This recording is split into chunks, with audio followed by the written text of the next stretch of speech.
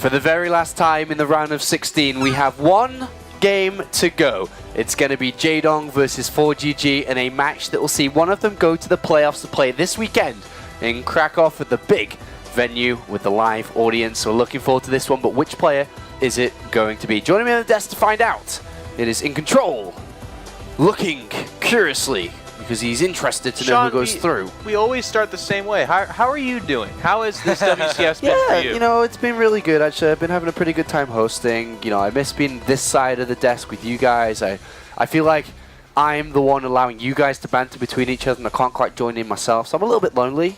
Yeah. We all miss you as caster, too, man. Thanks, man. I miss it, too. I miss it, too. In your YouTube videos, I miss that as well. Yeah, that's a long time, that one there. Thanks, Jeff, for the old reminder. Let's take a look at the bracket. By the way, if anyone didn't know, In Control is 30 years old. 30 years old in 55 minutes from now. Just want to throw that one out there. That's throwing me for a loop. Lilbo went through in first place, as we've already known, but ForGG in Jaedong is the last remaining match of the evening. And it's meant to be, it's supposed to be, one of the great matches of the week. Yeah, absolutely. I think this is going to be one of the best ones of today. You know, earlier today we were talking about this a little bit. Like, this has been a really good day of StarCraft. Now, the last two series, they were a little bit one-sided, but this could still be fireworks towards the end. I think it's going to be very close. I'm not actually sure who is the big favorite. I think most people are leaning towards Jaedong, but ForGG in TVZ can be a tricky I guy. hope so. To be honest, to bring a little bit of honesty to the analyst desk. You know, a lot of times We've had most of the time of we lie, but I mean, they can get a little bit hypey. Oh, every match is so good, I know, but ZVT can sometimes be very snowbally, where like one guy just gains momentum and the other guy just folds immediately.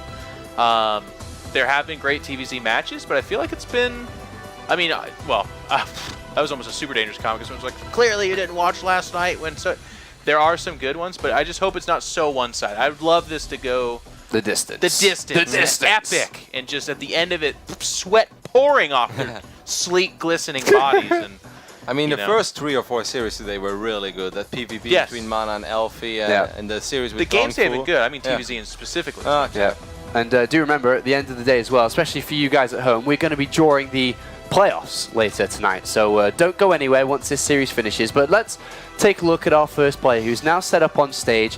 And we've mentioned it time after time after time. This is going to be a difficult one for ForGG, because we've just seen how well Jaedong's played. But ForGG, I think it was it Pig or Nathania said that this guy's capable of playing mech, and this can be a real weakness of Jaedong. We've seen it as well, the Intox 3 Masters in Gamescom, in multiple matchups. In TVT he loves it, but in TVZ he's done it so often in the past. I felt he was even playing ahead of time. You know, that DreamHack that he won at the end of 2014, there was a lot of mech in there. You know, when he went bio, that was actually the surprise. Him going mech wasn't a surprise, it was the other way around.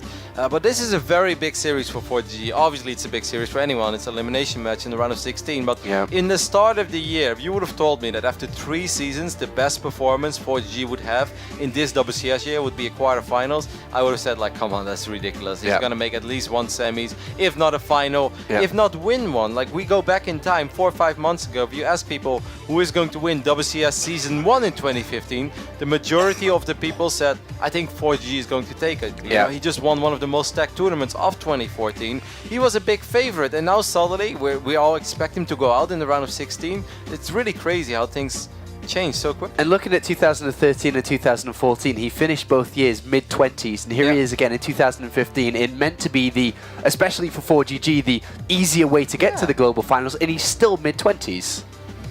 Yeah, and it's, I want to say actually WCS has gotten, I want to say harder actually, I think in many different ways. You have to get it done in the WCS season for the most part. There's less extra WCS events going on outside of it. And while it has been regionalized, and obviously we don't have quite the flood of Koreans, ForGG was always doing it in Europe, where he was playing against pretty good European players, and now it's a pretty strong mix. Like, it's the top Europeans, some of the top North Americans, and then there's, of course, still the Koreans playing with us as well. I mean, there's starting to definitely, well, at least I am starting to feel a little bit of hype around ForGG coming into this one, but of course we can't forget about Jaedong, who played a flawless victory against Tigers. Absolutely brilliant game. Yeah, I loved it from start to finish, and that's kind of what I said. We all expected him to advance in that series, or, you know, against Igas, but it's most importantly, how is he going to advance? If it's going to be a scrappy 2-1 series, then you're not feeling good about going up to ForGG in the next match. But that victory, I think it's exactly how Jaedong wanted it and how he needed it as well. Mechanically, he looks so strong and so flawed. He's looked great this year in WCS in itself. He hasn't really played that much because he missed Season 1, but Season 2, he went to the quarterfinals. He lost against the champion. I mean, you can't really say that's a very negative thing, and he's come into Season 3 and he's looking just as good. And he does look good. Go ahead. Yeah, and even better, the champion that he did lose to in Season 2, recently he got his revenge on that guy, so he knows as well. It's like, okay, I lost against that person in Season 2, but that person is beatable for me right now. I have done it. So I think if Jaedong feels, if he makes to the quarters, you know, he can go all the way. I don't think there's anyone here that Jaedong looks at as like, I don't think I can beat that guy. I actually think maybe he thinks Lil Bao is the scariest opponent of them all. And that series was really close, which is kind of nice for him. And I think that you have to credit Jaedong. When coming into Season 2, when you look at the points and the rank, he was a literal nobody because he had no points, he had no rank, and he completely flipped that around. He's now coming into the 20s just about. And to do that with missing Season 1 and having to perform, and as you said, little tournaments, he has had a really, really solid 6 months. He has, and it's been showing. I like Kevin's comment. It's not just that he has one, it's also how he has one. And Jaedong's one of those players where it's been kind of shaky in the past. Like, it'll be a 2-1, but it's like the Lings got past the depot wall and didn't raise, and it's like, holy crap, you know? And those kind of things have happened. But lately, in these wins, they've been very convincing. And even the loss to Lil Bo was one of the best series we've had in the last few days. It was awesome. Okay, let's check in with the map pool then. So the players have now clicked in, have locked in the maps that we're going to be playing on, and it's Cactus Valley, Terraform, and Iron Fortress. Surely they jest. Where is Where's Coda? Coda? Where's Coda? No. Anyone? No. Where's it gone? This has to be. Mr. Morheim. Coda's gone. What happened to it? It just has to be a graphical thing. No, but in all seriousness, like, it's 4 maps that have been rotating around. We're still not seeing. We literally have not seen Moonlight Madness a single time. Dash and Terminal is up there with one of the more rare ones. But looking at these maps, Cactus Valley, a 4-player map, kind of the same analysis we talked about in the past. It can get a little bit weird there. If we are going to see mech, Cactus Valley, not the best map for that. This is a pretty okay map for, like, you can get certain kind of pushes where you're going up against their third base off of yours if you have, like, both bottom left and bottom right bases. It's okay to take 4 base on, so it could be the Turtle Mech map if we get there, but also keep in mind, ForGG loves his Hellions. He's like a mass Hellion guy as well. I mean, on that note, is Coda being eliminated the very thing that, you know, we're talking mech, but, you know, this is a great mech map, and it's gone by Jaedong. Can you do that one more time? Mech. Hit from the north, hit from the south. No, I think you're spot on there. And if I look at this map pool, I'm kind of feeling Bio game 1, maybe Mech on Terraform. There's nothing wrong with Mech on Terraform. And then the last map, Iron Fortress, that's kind of like you can do both. Mech in general is not superb on Iron Fortress. Yeah, but it's not impossible either. But the first map, Cactus Valley, I'm very curious what ForGG is going to bring us. Maybe some crazy Hellion play, maybe some double factory opening, or just a very greedy Bio build where his upgrades are very quick. You know, 1 Reaper into CC, into double eBay, something like that. Because I do think that ForGG looks at it and being like, man, Jaedong looked good so far. I'm gonna have to cut a corner or 2 here and there to make sure I don't fall behind. We've been seeing Hellbats too when these Terrans have their backs up against the wall.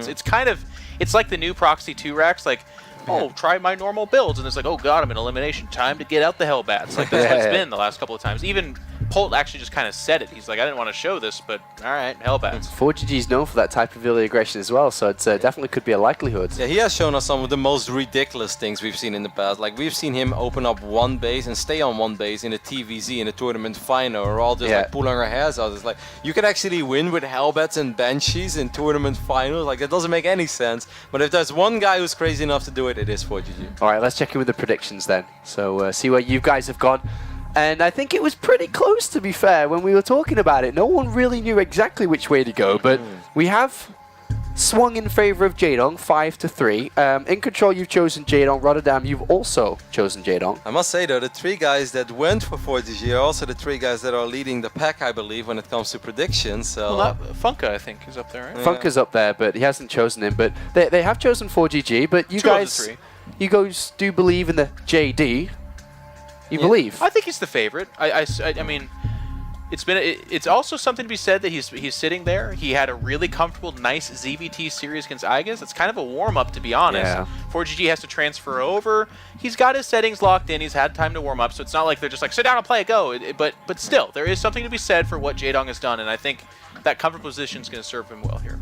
Yeah, I'm with Jeff on this one as well. And also in the games that 4G played, even though he did go to game 3 against Lil Bao, I didn't feel he looked extremely good. And even in the series he won against Igos, yeah, those games were short, but it's also one push. He's losing 15 SCVs at home. If he doesn't win on that moment immediately, he's incredibly far behind. So he's looked good, but he hasn't looked super convincing yet. So he would really have to step it up a notch to defeat Jaedong over here. All right, thank you very much. You've heard what these guys think about this upcoming match. Let us know what you think as well with the hashtag WCS. Join us on Twitter, but we are now ready for the game. Remember, we're drawing the playoffs later, so don't go anywhere after this, but for now, it's Jaedong versus 4GG. That's right. It is time to play out the last series of the night here at the World Championship Series round of 16 Premier League, and everyone's divided. Pig, everyone's divided.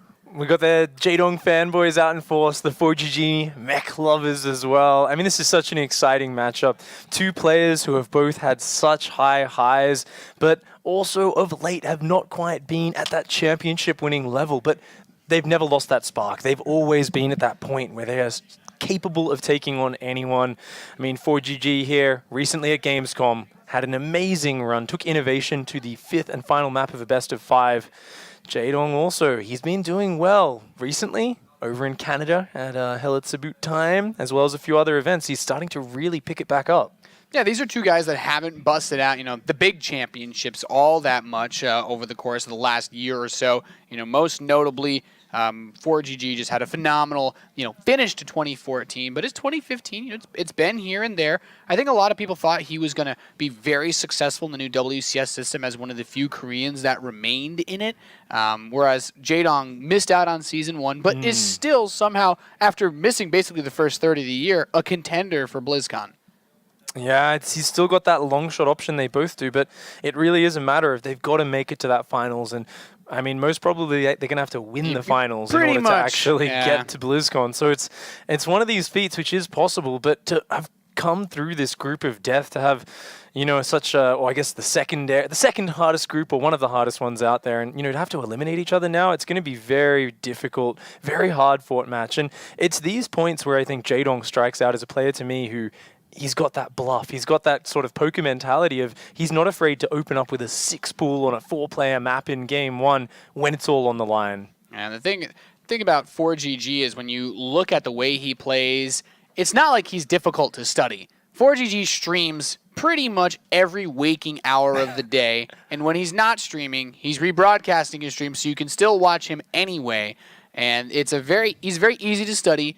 And the thing is, he still has such a good variety of builds that you can't be like, okay, I know he's going to do this opening every game, because he'll throw out a 2-Rax here and there. He'll do the Hellbat builds, and as the guys at the desk were saying, we've seen him bust out 1-base plays, which, as crazy as that sounds, has actually worked for him before. Yeah, when you're playing 50 games a day, you get time to practice a lot of different styles. And 4GG is a guy known for his just patented aggression. He loves to get in the face of Zerg opponents. And I think that's something which makes this matchup particularly exciting, because you've got Jaedong, a very aggressive player, looking to grab edges at every moment.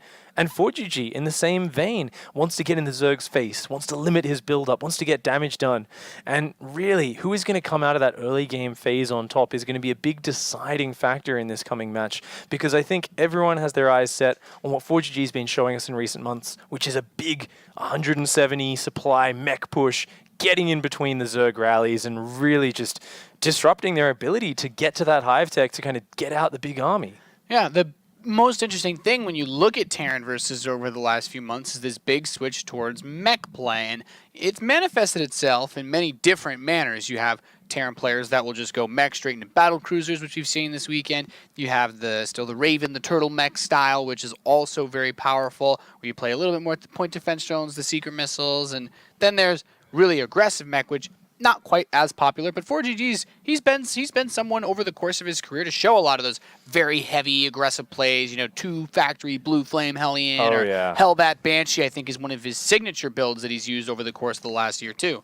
Yeah, you kill them with tanks and Thors, or you die trying, usually with ForGG. It's quite rare that he does do that starport transition. Is something that has been getting shown a bit more, especially lately. Heavy Banshee styles being mixed in with mech play has shown a lot of power as the Vikings can just blast the detection out of the sky. Yeah, and we are counting down into the first map. It's going to be Cactus Valley. I'm really looking forward to seeing some mech play out of ForGG. That's what I'm hoping to see in this series. I think you got to stick to your guns and played well. It's currently the best way to play versus Zerg, and for someone that's as good as it as ForGG, that's what I'm hoping to see. We are just about ready to kick this off. Thank you guys so much for tuning in all day. People here have been lovely. People in chat have been lovely. And it is time to see who's going to escape this group. We're loaded into Cactus Valley for map number 1. In the northwest position, spawning as the blue Zerg player representing Evil Geniuses, it's Jaedong. Had a pretty convincing win against Aigas in his previous series, but a whole different piece of Terran here. In the southeast, we have the red Terran. He's ForGG.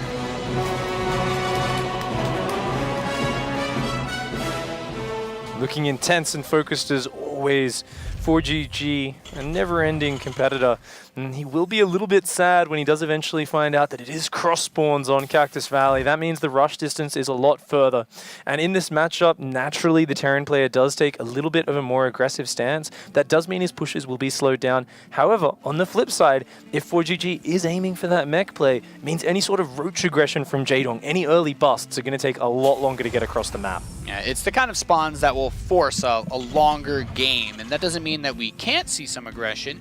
It just means it's less likely to be successful. It'll be easier to defend, I guess I should say. As you mentioned, that rush distance really complicates things, particularly for Bio. If Jaedong's creep spread is as good this series as it was against Aigas, it's almost like the rush distance doesn't matter because your units just go so fast when you spread your creep as quickly as Jaedong has. Oh yeah, and on a map this huge, that is so important. There's so many paths.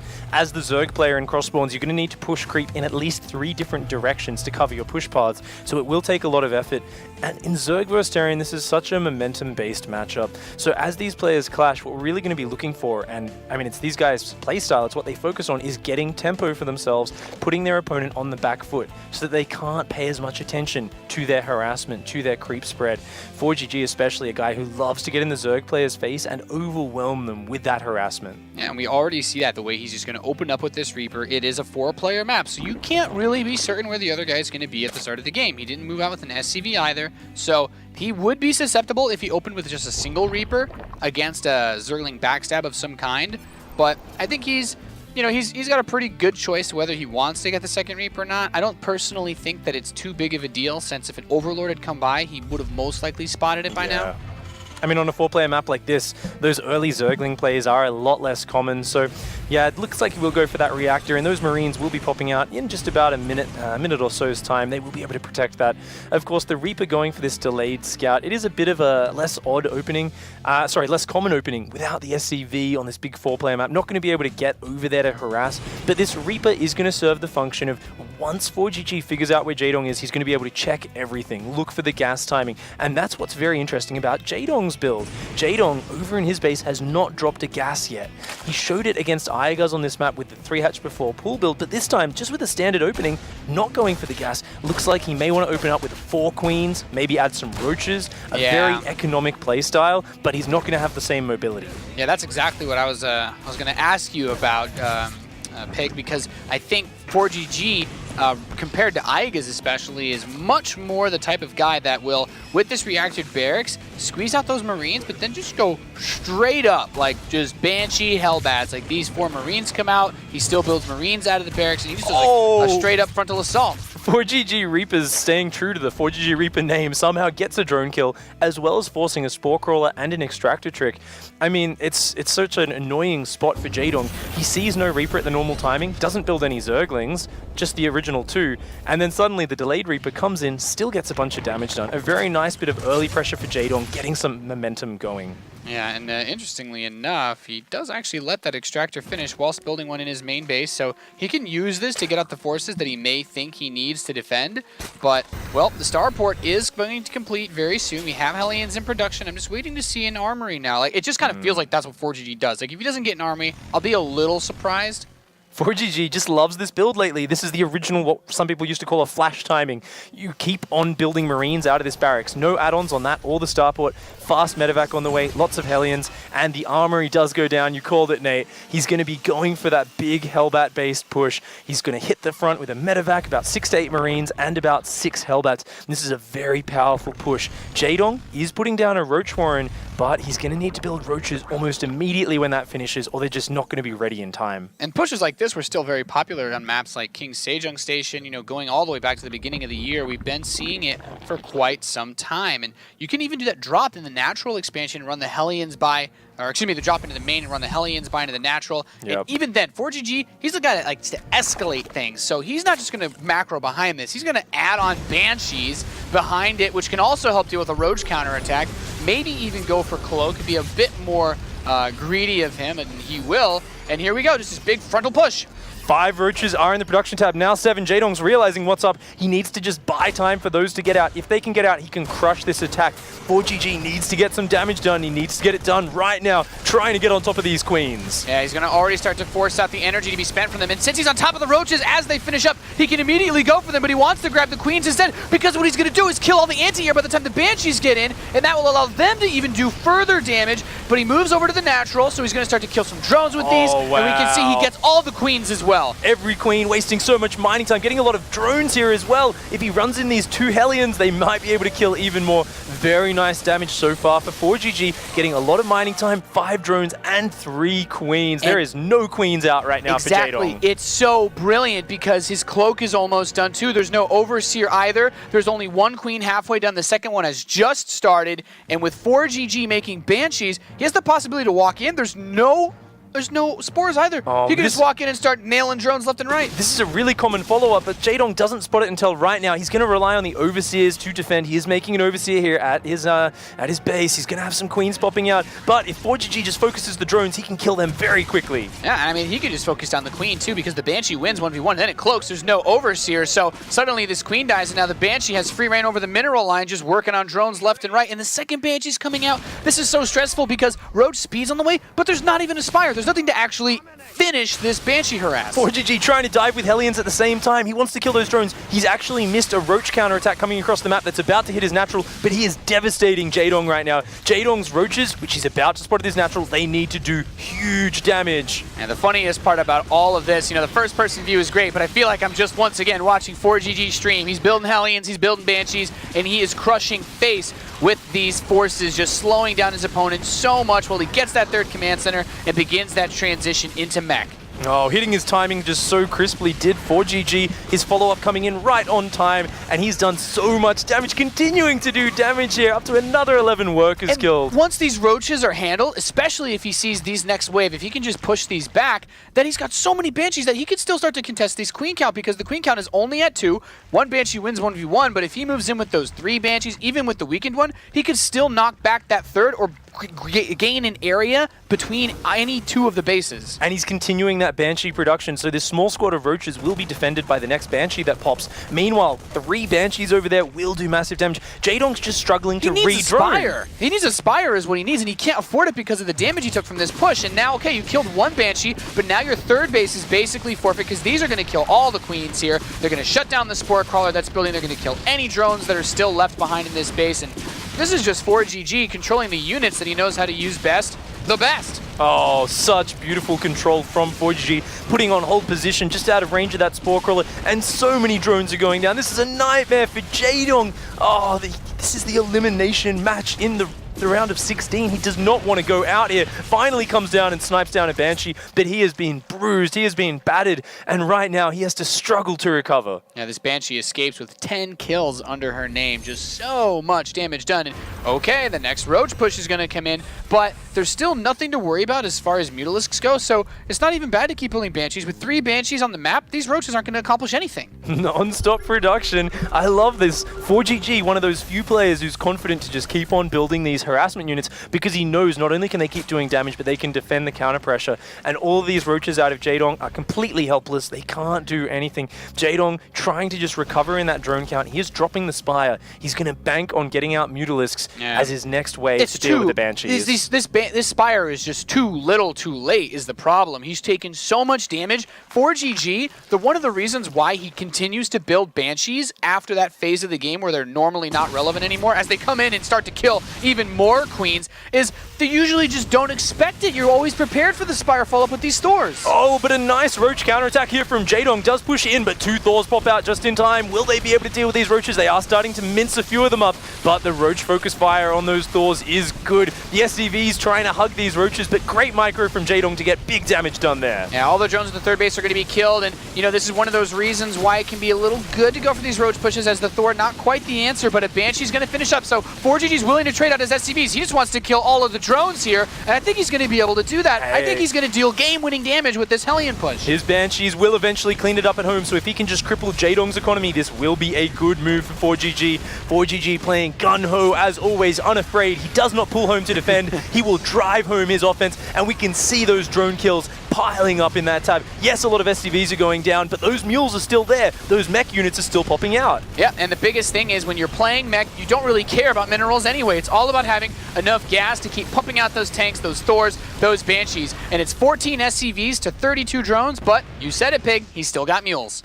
Yeah, I mean, that being said, Jaedong with these follow-up waves, if he can do some good damage, this is going to be fantastic. It may be his saving grace. I mean, he's done something good here. He's got the Spire up at home, so these Banshees won't be able to counterattack on their own. Denying the mining on this third is good now for Jaedong. He's trying to rebuild his drones at home. If he can manage to get up to 55, 60 drones, he may be able to hang on. And ForGG's economy has been severely stunted. Yeah. We cannot undersell that. I mean, the thing ForGG has going for him is this powerful bunch of units. Banshees, Thors, and even a Hellion run by heading across the map. But I don't know if he has that much economy. He's actually lost quite a bit more than it looked like initially in terms of the worker count. It really has slowed him down. But these drone kills, every single worker pickoff, every mineral delayed or prevented from being mined is really crucial right now for ForGG, because even though Jaedong has that Spire, doesn't really have the mineral income to actually build a bunch of Mutalisks just yet. And we do already have +2 attack on ForGG's vehicles as opposed to 0-1. Only 1 carapace upgrade for Jaedong, so he's very far behind there. No carapace for air either, which means that the +2 Thors are going to Shrek these Mutalisks if they engage them at all. That makes them 33% more effective. They kill them in 1 less shot. It's absolutely brutal. Oh, the Banshee squad coming across again. 3 mutas in the production tab for Jaedong, but even those are going to take forever to deal with these Banshees. ForGG has a window here to get some more damage done. He might even just go straight for the hatchery. It's already damaged. Yeah, I mean, picking off this hatchery right now is like close to a game-winning move for him, as he really needs to just hurt this economy a little bit more to secure his position. And it looks like he should be able to get it. Without a queen nearby to transfuse, the Mutalisks will not kill the Banshees in time. And what I'd like to see him do is just spread the Banshees out, make it so the Mutas can't chase. But at the same time, big counterattack going over to the natural expansion. The Roaches are going to run by, but they haven't killed too many SCVs. Oh, getting cleaned up. ForGG is on top of everything right now. His Banshees have crippled the economy of Jaedong. Jaedong's Poultry Mutaforce coming across to try and punish them, but the Overseer cannot keep up with those cloaked Banshees, and most of them escape to fight another day. Yeah, very impressed actually by Jaedong's use of Contaminate. He's hit it on the starport once or twice so far in this game. He's actually tagged one of the factories with it, really delaying him, but gotta be careful around these stores. That +2 attack is so strong. Oh, trying to get on top of it is Jaedong, but this is not going to work. That missile turret is just ripping those Mutalisks apart. They're left in tiny pieces, decorating the battlefield. Ribbons of Mutalisk feathers just lying all over the place. Once again, ForGG moving in with another Hellion run by. There's one thing that's really nice to this as the Hellions go for that counterattack is that by killing off the Thor, he's forcing ForGG into thinking, okay, I need more Thors. He's building 3 at a time, but all Jaedong's making at this time are Roaches. I think that with 2 siege tanks to cover this, though, he should still be okay. So many mutas going down there. A ballsy move from Jaedong trying to take advantage of a perceived lack in anti-air. Over 100 workers have died this game already. Oh yeah, this is exactly what we wanted to see from these guys, an action-packed game, but it does just seem like ForGG is getting the better end of these trades. Yes, he's only even in supply, but he's got the better upgrades. He's got +3 vehicle weapons on the way. He's got Banshees, Thors, and tanks. These are high-quality units going up against +1 Carapace Roaches and a handful of Mutalisks. What can Jaedong do here? Even in supply has a whole different meaning when you're playing mech too. This army is just so hard to stop. Jaedong actually needs to try to, I imagine, force a siege up prior to him reaching the outside edge of the base, but that's really hard to do because these Banshees are always going to lead the charge. Since they're faster than the Thors, they can bully these Roaches back and create space for the siege tanks to get in position. A Spore Crawler and 2 mutas are the lone anti-air here for Jaedong. He needs to find a way to hang on, coming in with the flank of Roaches, but when you've got only as many Roaches as they have tanks, it's a brutal fight. 2 tanks go down from the focus fire, but the Thors just destroy the remaining Roaches. And that Banshee support, the Queens try to run out and help, but it's not going to be enough. 3 Thors for 4GG with all these Hellbats pushing the front. Hydralisks are going to start to pop out, but Thors actually wrecked those too. And in very low numbers of shots, he has another couple of siege tanks that's going to completely zone him out. GG, 4GG takes game number 1. 4GG, so decisive, hitting a crisp, hard timing. Yes, Roaches were the answer, but they just weren't ready in time. Jaedong just being seconds too slow, and as soon as 4GG got that momentum, he ran away with that game. Yeah, he's done this so many times before. You hit him really hard at the start of the game. You go for that big play off the back of the Reaper doing a nice bit of harass. You get those Queen kills with the Hellbat Marine push, and the Zerg's thinking to themselves, well, I didn't really lose too many drones to that attack. But then you realize, oh, I have no Queens, right as the Banshee starts to get to work. And that's where 4GG just ran away with this game. That is the position 4GG loves, getting into those scenarios. Of course, we're going to find out if Jaedong can pull it back right after this quick ad break.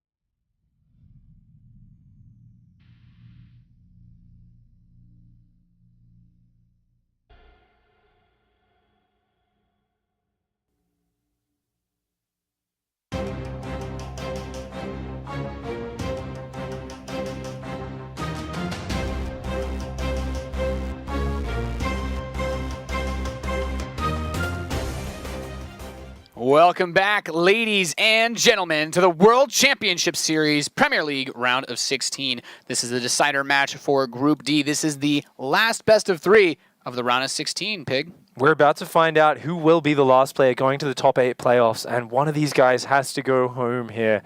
Jaedong or ForGG. Who could possibly imagine a top 8 of WCS without one of these names in it? It's such a hard position to be in, and Jaedong especially there has to be feeling the pressure, only one game away from being completely eliminated from WCS. Yeah, there's so much on the line, especially if you're Jaedong, especially if you're ForGG. You want to take this to the next level. You know, there's only one more tournament remaining that gives out WCS points after this before BlizzCon. This is the most pivotal point in their career. They need to win this to go to BlizzCon. ForGG as well, exercising, stretching out his arms there. He's got that tension running through his body as well. He's been here 1,000 times before, but this is even more important than most of those other tournaments. And here, going into Terraform, as we're about to, is where they need to make it happen. Yeah, this is a very important match. Only one of these men can advance on to play in Krakow this weekend. It's time to find out who that man shall be as we're loaded into Terraform. Map number 2 in this best of 3. In the top left position, we have the blue Zerg player. He needs to win the next 2 maps. Can he do it? He's EG Jaedong.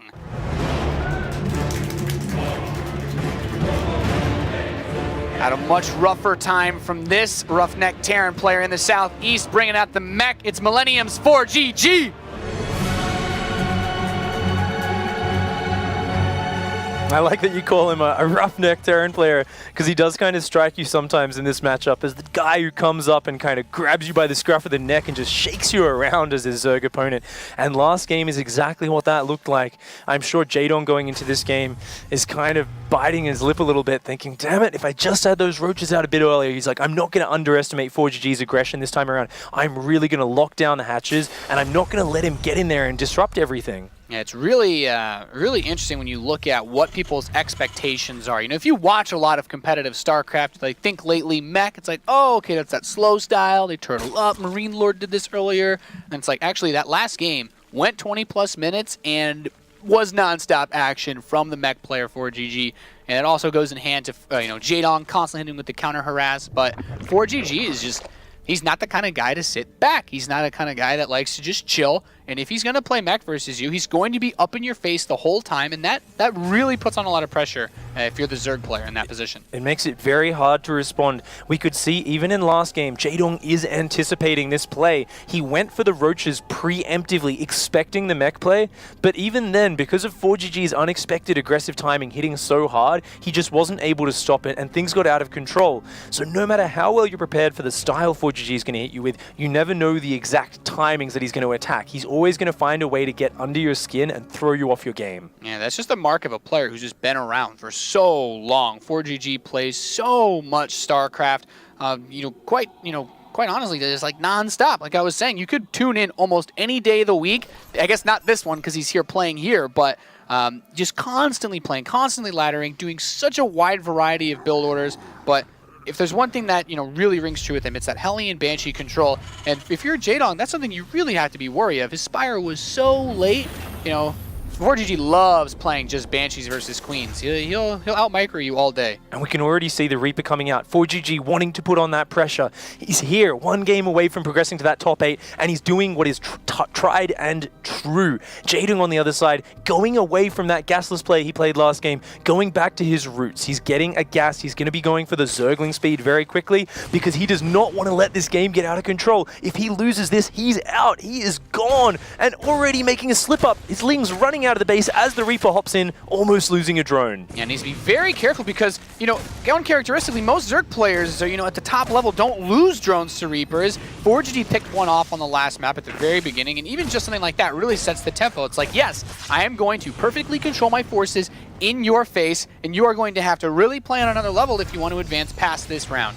ForGG wants to pile that pressure on here. He wants to throw Jaedong off. Once again, diving in with the Reaper. Other players would feel like it's a suicide, but forcing these buildings out, forcing this expenditure, and really throwing Jaedong around, running into the main base again. This is the ForGG Reaper we always talk about. It just will not give up until it has run you in circles. Jaedong has to keep it together under this pressure and keep it cool, because this Reaper, he's not going home until you force him out. Yeah, I'd say if there's one thing that Well, as it finally dies, you know, he still got in, did a good amount of scouting, but these Reapers certainly are maximized when it comes to cost effectiveness as far as what you can get out of them. The Hellions are going to start to come out now. We just have Marine production again and that starport. ForGG might even just do the same thing again. If it ain't broke, don't fix it.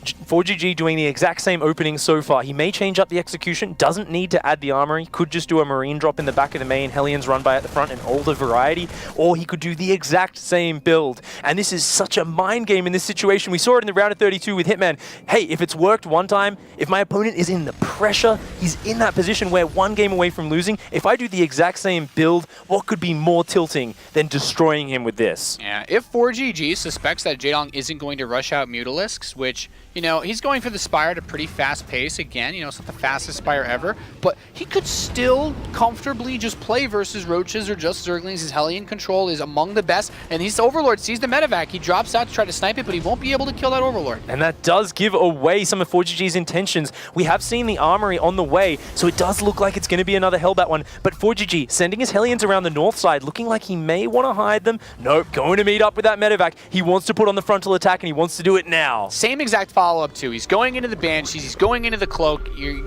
said it dead on, man. If it's not broke, no need to fix it. And these Queens are going to start to push away the medevac.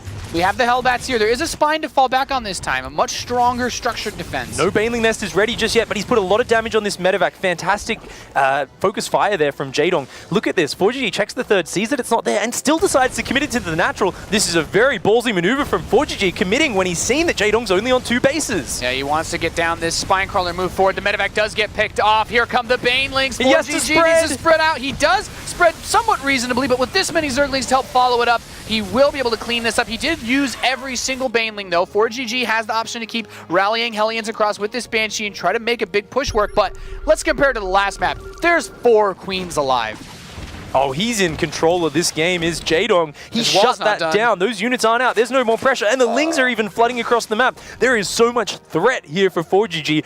His eyes on the map are closed down. All he has is this Banshee. And Jaedong, at the moment of reckoning, shuts down ForGG's attempted repeat of the same attack. Yeah. Jaedong now is in the driver's seat. He can feel that bit of safety, that bit of calm as he gets into momentum. He gets into the comfortable spot that he knows he can win from. And the Overseer is not actually over here just yet, so force out another transfuse, but then shows up Banshee, might get picked off, just barely going to be able to stay alive a little longer. It can outrun the Overseer. The Overseer is slower than that Banshee, so nice control by ForGG, even snagging a drone on the way out. ForGG looking very calm and focused here, but he has not done the damage he wanted to. He is still got to get something going. And ForGG's doing his thing. We saw Marine Lord make this exact same play versus Fast Spire. He dots every single possible eye in this list. You know, he checks every single mark for what his opponent could be up to. He's like, okay, you're going Spire? Well, I can stop building Banshees. He swaps the reactor that he was using to build Hellions on for that starport to build Vikings, and he goes straight into Thors. Mutalisks are not going to give him much of an advantage in this game yet. And the Banshee coming in, scouting around, killing a few drones. That is nice. But, oh, does lose the Banshee in the main base. Interestingly enough, Jaedong has actually preempted ForGG's reaction and is only just now building a few mutas. He did not rush to them. He's just getting them to clean up the Banshees, put on very light pressure, but he's not committing, expecting to do damage. And if we look at the minimap, we can see Overlords are moving into position to try and drop creep, but ForGG is on top of it, denies the attempt to goop up his third base. I am quite concerned, though, at this moment for ForGG, mostly because that third command center hasn't even started yet, and I'm sure he's about to begin it, but that will give Jaedong enough time to saturate his third and get roach speed. And I feel like if you have the roach speed and those upgrades, taking that third is very difficult as a Terran because with 2 bases, you can't really afford to build many mech units. I mean, he's still on 1 factory production right now. This is a really hard spot for ForGG. Yeah, he's got Thors, he's got Vikings, he's got turrets. It's like, great, you're not going to take damage from the mutas. But Jaedong, so smart, didn't prioritize the mutas. He finished the Spire and just droned his third up. Other things that are also important to keep in mind, compared to the last game, Jaedong has +1 flyer on the way, which will prevent his Mutalisks from being 2-shotted by these Thors once they get that +2 attack. So everything already coming up a lot better for Jaedong relative to the last map. Jaedong can finally take a breath of fresh air. He has that space to breathe. No longer is he on the brink of defeat, the brink of elimination. His Muta's here, zoning around, seeing no third base out yet. He feels comfortable. He knows that ForGG's economy is down, and he can just start massing up roaches off his 3 bases, adding a 4th base at the same time. And Jaedong is going to aim to stop ForGG ever getting up a 3rd base. He's going to mass roaches. Yeah. He's going to go in with the Roachling Muta the moment ForGG moves out, and he's going to crush into that, aiming to destroy it. And look at the factories. He's adding 4 factories, but there's no tanks out. How can he possibly stop this Roach swell? He went back into Hellbat production, and as good as Hellbats are against the Zergling part of that, the Roach count is climbing very fast. We have about 20 Roaches going to be on the field in the next 30 seconds. Burrow is even on the way. I'm imagining after Roach speed, he'll go for Burrow move. ForGG needs to be very, very careful the next few minutes because he doesn't have anything right now that can actually handle those Roaches. This is such an impossible situation for ForGG. He somehow needs to hang on in a careful position, but losing even individual Hellions, he cannot afford that. I mean, he's got a couple Thors. He's starting 2 tank production at a time, but even with such a thin natural wall, this is a very difficult position. And Jaedong is dropping a 4th base behind this. Yeah, looks like Jaedong just spreading creep everywhere. He's just getting into that swarm mode. He's so active, you can just see constantly looking all over the map, constantly checking for that 3rd base too, and he sees the gases being taken, so he knows, okay, this is my opportunity. ForGG is going to spread himself out trying to defend this base. If I can get some damage done, I'm going to be in a really nice spot. Oh, the Roaches are coming in. Looks like Jaedong wants to finish here. He wants to catch ForGG's army. He crashes into the 3rd base, but ForGG, realizing the risky spot he's in, has not moved out of his natural just yet. He is locking down on 2 bases, and he's saying, I've just got to somehow build up on this low economy. I've got to defend, and maybe Jaedong will stay on low enough tier tech that I can somehow secure a delayed 3rd and defend my way out of this game. I mean, with this many Roaches right outside of his base, it will be so difficult. The one thing that's nice is he's trimmed the Muta fat enough that the Vikings can actually contest these Mutalisks, which means the Banshees can work on these Roaches. Don't lose your command center, please. That was a potentially very ugly moment there, and I love that the Burrow immediately just tucks a Roach under there, says, yeah, I'm going to delay this even more. This is, for all intents and purposes, Pig, an absurdly late 3rd for the Terran. It really is, but ForGG is being so careful. He's getting his supply up, and keep in mind, Jaedong's hive has only just begun. Jaedong taking a long time to tech up to those units which obliterate this army. He's got units which are decent against the mech army, but if it gets to a big enough size, then ForGG will have a chance against this. But for the moment, Jaedong looking like he just wants to max on Roach Hydra, and he's going to have to find an angle. But with a lot of choke points on this map, it could be very difficult. Look, even that tactical barracks, setting up a miniature wall there, these sort of blocks to slow down any surround is very key. If he was to try to attack move any Zerglings towards the natural, they would go for the barracks first, and that siege tank would be able to spot it in just the nick of time. Most of Jaedong's Roaches, though, are northeast of that 3rd base, and they're going to just poke in and just be annoying. These gases are so important, and they're the most exposed parts of the 3rd on this map. Just going up with the Banshees, ForGG knows he can't afford to be pulled out of position. He's got to keep all of his units centered around that one central location between his natural and 3rd base. Oh, finally putting on a little bit of counter-aggression with these Hellions is ForGG. Gonna come in here, pick up a couple of drones. He's like, there's no drones here to kill. There's something wrong. What are you doing, Jaedong? Importantly, he is buying a bit of time. He's pulling Jaedong's attention away. He's delaying the inevitable assault upon his 3rd base. And he knows Hydras are on the way out too, so he's not doing some weird bounce back between Mutalisks and Roaches either. Oh, this is the point where ForGG's got to be quaking in his boots a little bit.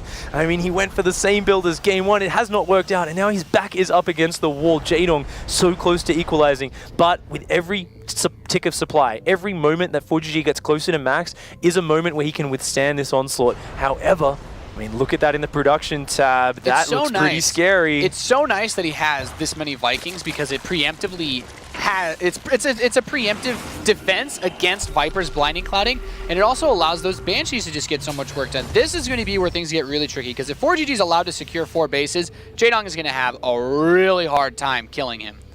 Jaedong's given him so much time. I'm actually feeling a bit worried for Jaedong. Look at this, even a Banshee picking up a bunch of worker kills down here. I mean, 5 workers for a Banshee, it's not massive, but look at Jaedong's worker count. He's only on 61 drones right now. Yeah, he's got 2,000, 3,000 minerals in the bank, but he has no gas. He cannot remax with this army. Okay. He has not rushed up to that 4th base. It is all about this one big attack. And ForGG is actually on 4 bases. Like, Jaedong has to do incredibly well here. He has to break him. It's all about the blinding clouds. Yeah, I'm very concerned. I'm following these Vipers. There's not in position to actually defend against this. Just cancels the planetary. He's going to retreat back over towards the siege tanks, but blinding clouds those very easily, and now ForGG being pushed all the way back towards that natural area. He has not been able to get rid of all the Vipers. His army is very spread out. There aren't a lot of siege tanks. They're all up towards the 3rd base, but oh, look at this funneling around the barracks. This is where the meat grinder happens. The tanks are starting to destroy this Roach Hydra, but a lot of valuable mech units are going down. Jaedong getting some profits, but the Banshees! Oh my god! Oh, the Hellion counterattack too, running in. Good burrow from Jaedong.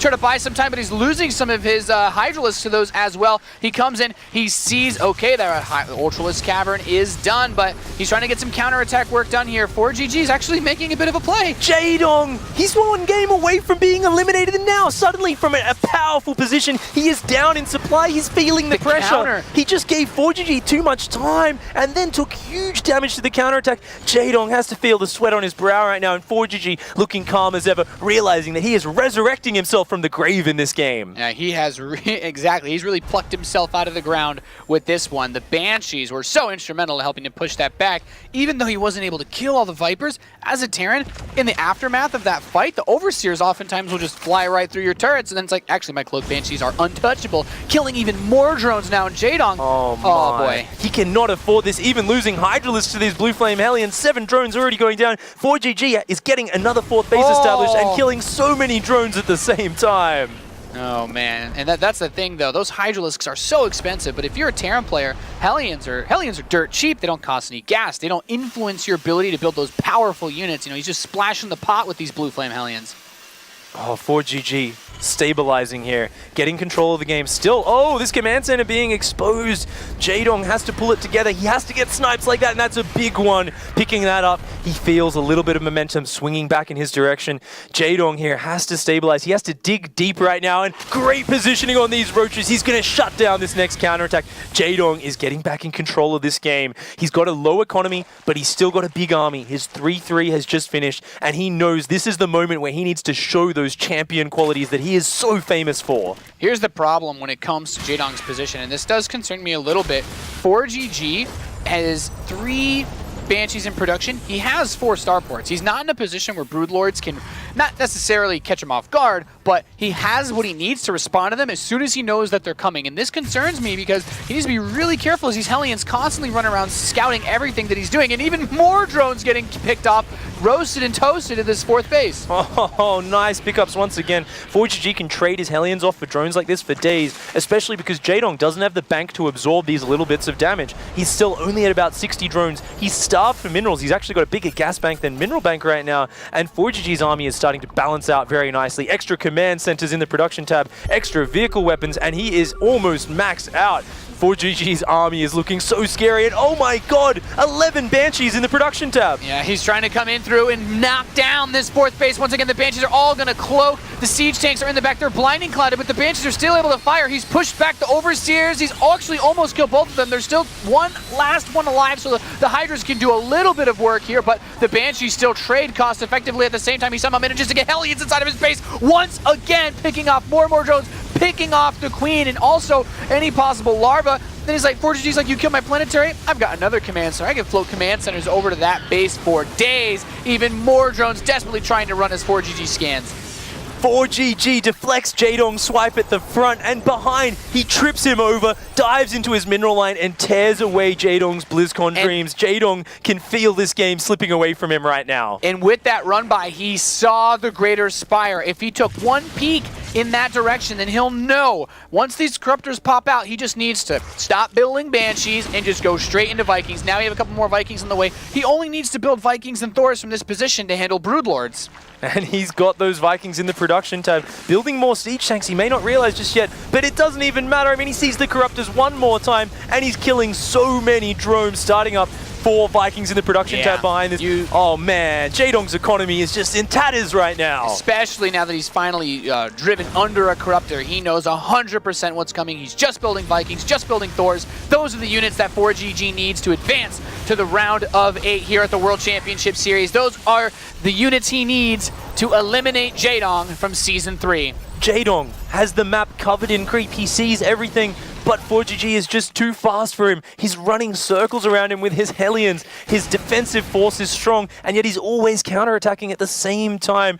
ForGG is putting on a masterclass of Mech Terran versus Zerg here. He is looking so powerful in this game. He doesn't even care about the creep spread because he has ripped Jaedong's economy away from him. With 9 Banshees, every single time he strikes against those Roaches or Hydras, he's killing at least 2 or 3. The damage output is so high with those +3 upgrades, and they're even going to help stack into these Vikings against the Broodlords. Once ForGG has sight on these, it'll be so easy for him to take them out. I really feel like Jaedong needs to pull a miracle here to do this. He needs a miracle indeed. I mean, he doesn't have that many drones, so his army is actually very huge, but ForGG still has a big army supply lead. He's got the right composition right now, and this base is looking like a stronghold. Jaedong collecting himself for one final attack, but he can't even focus on it because ForGG is once again running circles around him. Yeah, he's just constantly getting those Hellions into his base, distracting him, forcing him to focus on other areas that aren't this fight. And now, here come the Broodlords. This could be it. The moment of truth as Jaedong tries to push once again this 4th base of ForGG. Can he actually make it happen? The Vikings are coming up. They're going to pick off the first Broodlord, going for number 2, and the Vipers are also exposed. He's going to try to abduct the Vikings, but there's just too many of them. The Banshees coming in, an elite squadron of air units for ForGG, backed up by the Thors and tanks on the ground, is crushing through Jaedong's army. Jaedong's force is looking paltry in comparison to ForGG's huge force. The invisible Banshees raining death and terror upon this Zerg army. Exactly. Those Banshees are just so fast. They are such a great support unit for catching these Hydralisks on the retreat. And now ForGG rolls up with his tanks. And I think this could be it. He's going to roll up to the round of 8-2 pick, pushing the 3rd base of Jaedong. Nothing to answer this army as he sieges up the last vestige of economy for Jaedong. There's nothing here that can stop this. The Roaches and Hydras can run around as much as they want, but ForGG just has so much those Banshees can go home to defend at any time. ForGG wants this so badly. He looked so down and out early on in this game after his early aggression failed, but he has pulled it back nicely. Jaedong doing a nice backstab there, but it's not enough right now. ForGG has another full mining base, and his Banshees are still just obliterating everything on the ground. There's no Overseer here. The Banshees show up, man. That's it, man. The cavalry's here. That's basically what's happening. You have nothing to answer these Banshees. So much damage, and then you try to send Overseers, and the Vikings are here to intercept a few of them. Oh, the Hydras trying to fight these Banshees. They get a couple, but Banshees kill them so quickly. ForGG now, it's the death push time. He's getting in between the rally points, and he's going to start killing the production of Jaedong. Jaedong can feel his dreams being ripped away from him. Such an unfortunate loss here, but ForGG has just played incredibly well. He just did not give Jaedong a chance to get back into this series. Yeah, really just a master class of standard mech play. No turtle involved, just constant back and forth between these two titans as ForGG wrestles away game number 2 from Jaedong. GG! ForGG will be going to the round of 8 for Season 3 Premier League of the World Championship Series. An indomitable performance by ForGG, doing what he knows best, how to be aggressive, how to go into that mech army, and how to play some of the best counter-attacking, multi-pronged aggressive style he can. What a beautiful series. Yeah, just absolutely phenomenal play. You can really see Jaedong's stress there, and it's a sad moment to be knocked out. That's your BlizzCon dreams as well there. ForGG keeping his alive though. I mean, that's such a hard way to go out there, but ForGG just looked stellar in every aspect. I mean, he was just on top of his game, and you can always see those moments where a player, they're down, they're behind in a game, and he so patiently expanded, and he took one step after another. And if he made a single mistake in that next series of decisions, he was out of the game, but he didn't slip up once. He made every decision perfectly, and Jaedong gave him just an inch of breathing room. ForGG took it, built up, and absolutely crushed that. 2-0. It really seemed like the two key moments in that game. You have ForGG getting that late third command center. You need to be able to take that third base. And Jaedong tried to punish it with that big push, but the Banshees were just too much for him. They did a really phenomenal job of punishing, an overzealous Jaedong trying to end the game a little bit too soon. We'd love to hear ForGG's thoughts. He's over at the desk with Sean and Jeff. Thank you very much, Nathanius. Congratulations, ForGG. You've gone through in second place here. You've made it to the quarterfinals. You've made it to the playoffs. Talk to us a little bit about that series. Jaedong had a great series previously, and he looked fantastic. But you look great just as much as he did. You played a very, very good series. Were you worried about Jaedong at all? Yeah, of course, he's very good player. And I really worry about, but before I come from here, I practice really a lot. So I believe my Zerg skill. And there are multiple Zergs through to the next round as well, so that's good for you. Let's talk a little bit about the bigger picture here. If you are first place in this tournament, you can play at the global finals, you can play at BlizzCon. Do you think about this a lot? Yes. A lot? Yes, because my rank is 20, like same as always. Yeah. But if I good result season 3, I can make BlizzCon. So yeah, I believe. There's a lot of very difficult opponents: Polt, Hydra, Lilbo. Are you in good enough condition to be able to beat these guys in the playoffs? I think my TBT not really good. So if not Polt, I think I can beat everyone. But TVT's your best matchup, man. It's your favorite. My favorite, but I don't know. In control.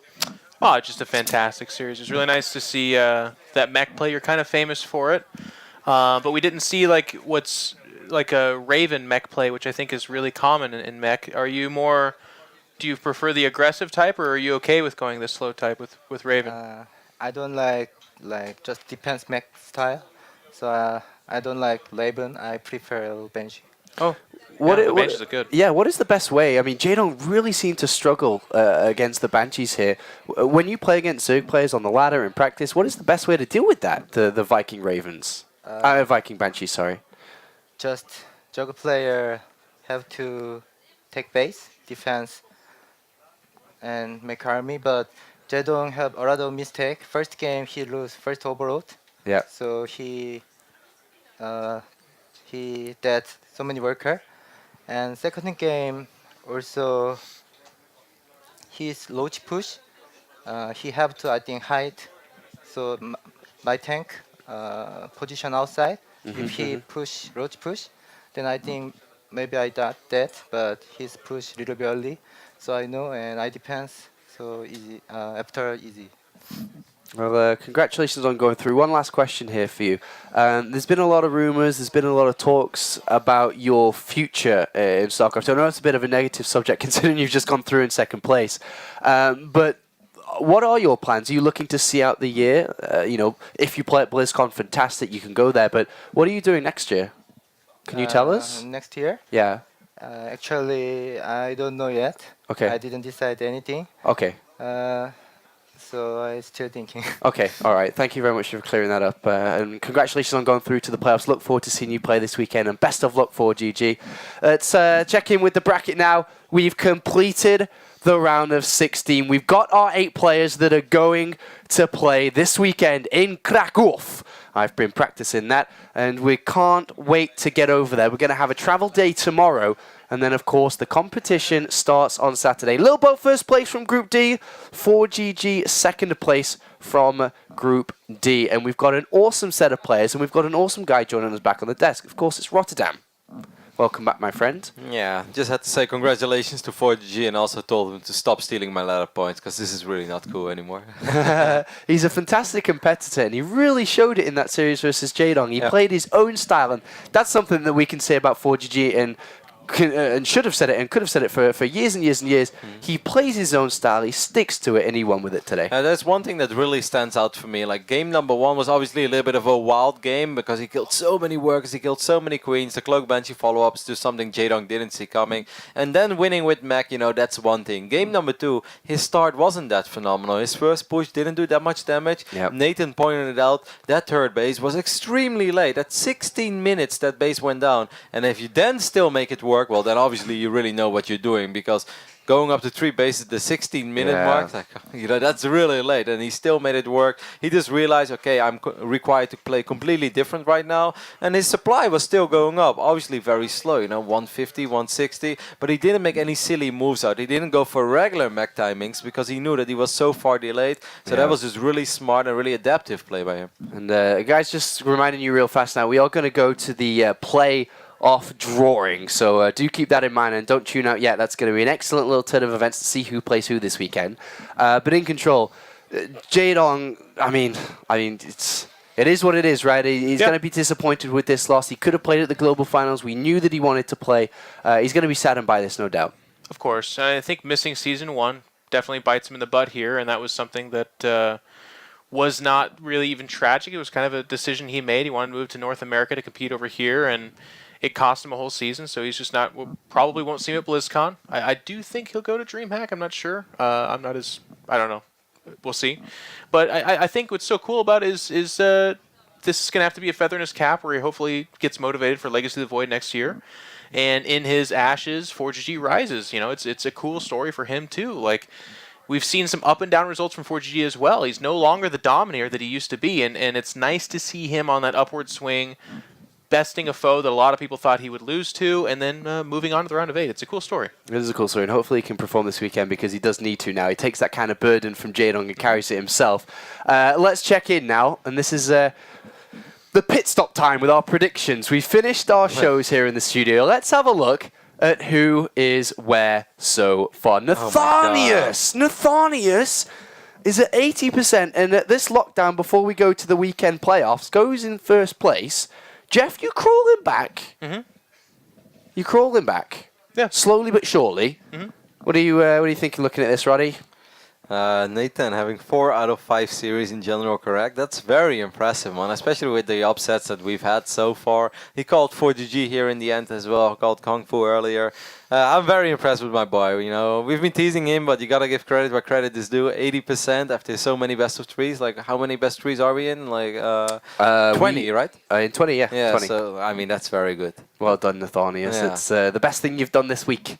Yeah, the commentary has been... It's been rocky. It has been rocky, but your predictions have been on the spot. And also, we are going to go to that break, but happy birthday in control. It's your birthday. Is it? Happy birthday. No. It is. No. Well, It I mean, it might be, but don't sing. It is. It is 10 past 12 here in Europe. Happy birthday. You're an officially old person. You're 30 years I'm of in my age. early 30s. No longer late 20s. I was thinking about it, actually, with Todd, Artosis, and White Raw as being the eldest, like the elders of the community. We're all Protoss. Now we're all 30. I mean, Artosis is like 45, but... Roddy plays Protoss. He's not too far away himself, actually. He's 28. You're 28, Pretty right? far away, Sean. That's 28? Like light years away, yes. Just turned. He's 28. Drinks a lot of Red Bull and smokes, though, so it's kind of like... He's more like He's got the 35 body of a inside, 70-year-old. Still a bronze god, yeah. Thank you very much, gents. We've had a lot of fun this week, but we are not done yet. We're going to go to a quick break, and when we return, it's time to draw the playoffs. Who plays who this weekend?